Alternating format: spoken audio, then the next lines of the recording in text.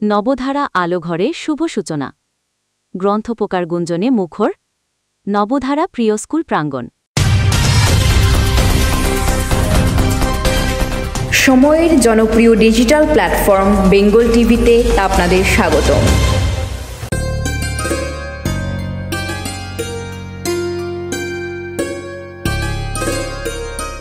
নবধারা শিক্ষা পরিবারের ব্যতিক্রমী উদ্যোগে যাত্রা শুরু করল আলোঘর নামের একটি পাঠাগার। এ উপলক্ষে আয়োজন করা হয় এক অনন্য গ্রন্থ আড্ডার গ্রন্থপোকার গুঞ্জন, যেখানে বইপ্রেমীদের পদচারণায় মুখর হয়ে ওঠে নবধারার অডিটোরিয়াম।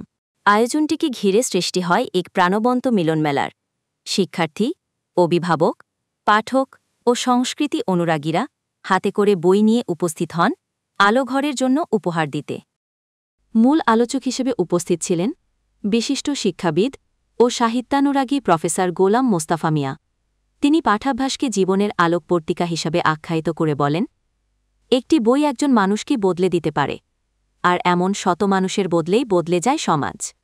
আয়োজনে আরও অংশ নেন নরসিংদীর খ্যাতিমান লেখক, পাঠক ও সংস্কৃতি কর্মীরা। তাদের মতে আলোঘর শুধু একটি পাঠাগার নয়, এটি একটি সমাজ চেতনার কেন্দ্র।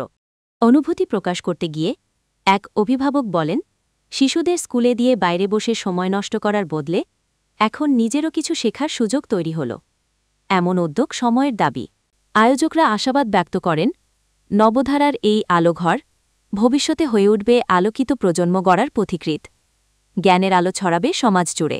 নবধারার আলোঘর শুধু একটি পাঠাগার নয়, বরং এটি হয়ে উঠবে একটি আলোকিত সমাজ গঠনের সহযাত্রী। এমনই প্রত্যাশা আয়োজকদের।